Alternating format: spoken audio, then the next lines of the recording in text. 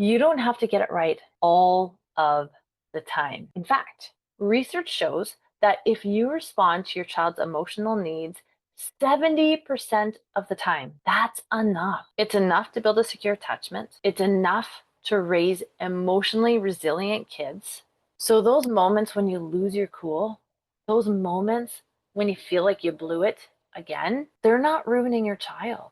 They're actually opportunities to teach your child how to repair, how to trust, and how to grow emotionally stronger through the conflict. I'm Sabrina Reagan, psychologist and mom of three. And today I want to talk about why the pressure to be the perfect parent is not only unrealistic, but actually unnecessary. And why, if you're showing up in the mess, you're actually doing much better than you think. Most moms think that they're bad parents if they yell or if they feel overwhelmed. The truth is, yelling, snapping when you're overwhelmed, or feeling like you have to lock yourself in the bathroom or the bedroom for 5 minutes of peace does not mean that you're failing. And it means that you're human. It means that you have the most adorable little ones that give you 1,000 different messages about what good parenting actually is. I want to redefine bad parenting. It's not the mom who needs a break or even the one that gets it wrong.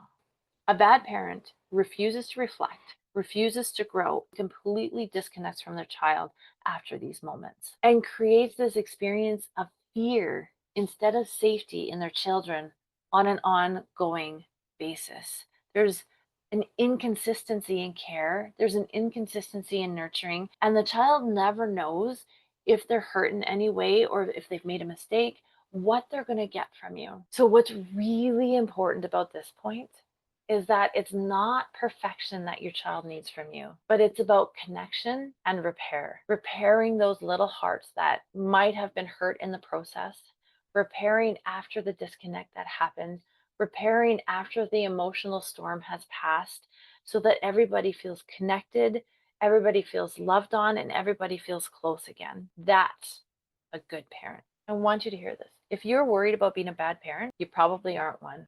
Number two, let go of perfect and embrace good enough. Maybe in your travels somewhere, you've heard the concept of good enough parenting.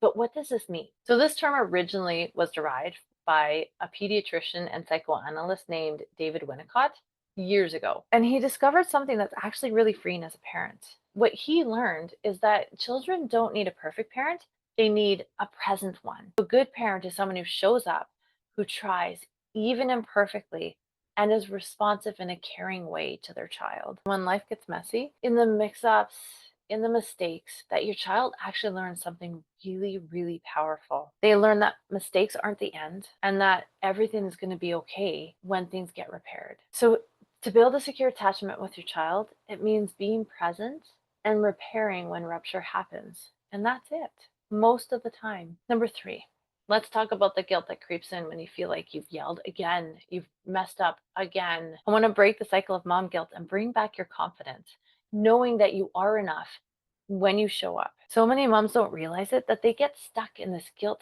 cycle. What often happens is you mess up, you feel terrible, you try harder, you get overwhelmed, and you yell again. And we're stuck over and over in this cycle. And every time you go around it, lots of us feel worse with each repetition around the cycle. We beat ourselves up harder.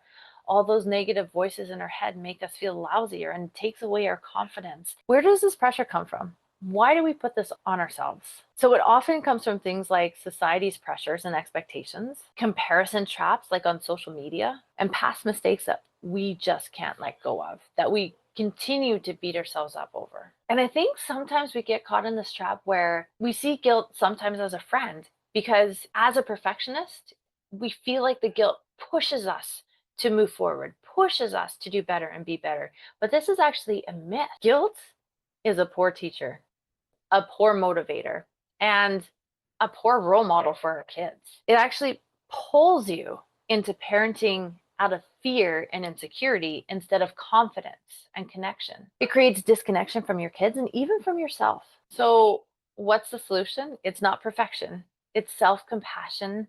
And again, I'm going to say this over and over, repair. When you can look at yourself with grace and you can tell yourself, that wasn't my best moment, but I'm here and I'm trying again, you're teaching your child something so incredibly powerful. We're teaching our children that love can hold space for mistakes.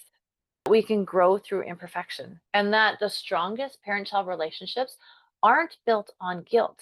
They're built on grace. Grace for ourselves, grace for each other, grace for our kids. Self-compassion and grace are so important and something you really want to be role modeling for your kids. So what do? How do you repair? What's the most effective way to do that? I truly believe this might be the most important parenting skill that you could ever learn. Because how often do we make mistakes? I know me as a mom, if I'm holding on to too many things, if I try and put too many things into my day, and then I have so many kids asking me questions or needing things from me, all of a sudden I just get pushed right over the edge and the overwhelm snaps and I yell. And so the dance around this is to learn how to repair, because you pull your child back into that connection and you teach them how to navigate through conflict. You teach them resiliency. You teach them the power of relationship through conflict.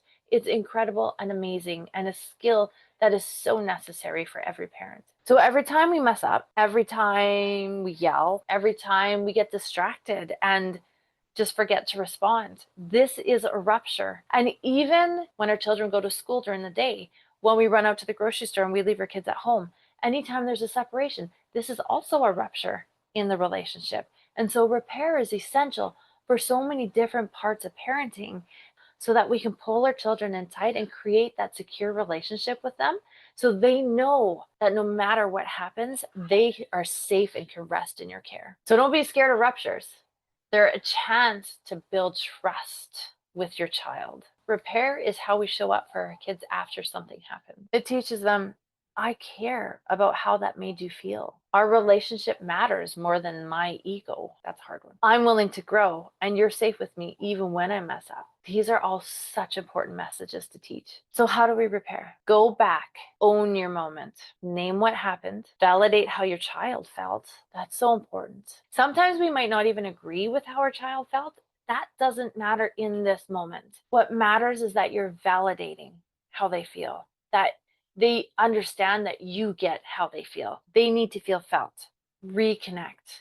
Reconnect with your words, your eyes, your tone, your touch, so that they can rest in the safety of your care. So you can say things like, I was overwhelmed and I snapped, and that is not okay, but I'm sorry and I'm here now. Or something like, I didn't realize that tone. I'm going to try that one again. Or, I love you even when I am struggling. You are not the problem. And then give them a hug and rest with them. So here's the heart of it. Repair isn't about erasing the moment. And it's also not about protecting them from all these moments, because you can't. No matter how hard you try, no matter how much you're focused on perfection, you can't avoid the ruptures. They happen, they're life. And therefore, repair is the most important skill that you can have as a parent. What's most important is about modeling growth. And through this, they learn how to handle mistakes and repair what ruptures they've caused as well. A valuable life lesson for all of their social relationships moving forward. So here's a quick, simple checklist that you can run through your mind just to double check to see if you are a good enough parent. I want to drill home the point that if you're doing some of these, some of the time, you are a good enough parent. Here's the list. Do you apologize when you mess up? Do you offer comfort when your child's upset? Do you try to connect daily? Do you reflect on how to do better, how you can do better, how they can do better? Do you care deeply about being a good enough mom? That is good enough. And that's how great kids are raised. So here's what I want you to remember. You don't have to be perfect to be an amazing mom. And your moments of overwhelm don't define you. How you show up, connect, reconnect, is what actually matters, and that's what raises great kids. And if you're still holding your breath, wondering if you are a good enough parent, I want you to know that you already are. The fact that you're wondering shows everything. Here's what I want to leave you with today. You don't have to be a perfect mom to be an amazing mom. Your overwhelm doesn't define you, but it's actually how you show up, love, and reconnect with your child after things happen. That's so important. And if you're in the thick of it right now, where meltdowns seem constant and you don't know when the chaos will stop, I've made something just for you. It's called the Parent's Ultimate Survival Guide. And you can click the link below to get your free copy. It's packed with brain-based strategies and grounding tools to help you in the moment, in very specific moments, respond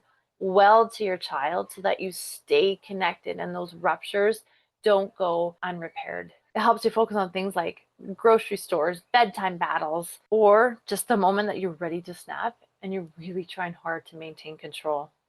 So before you go, click the link, grab it, and I will see you in the next video.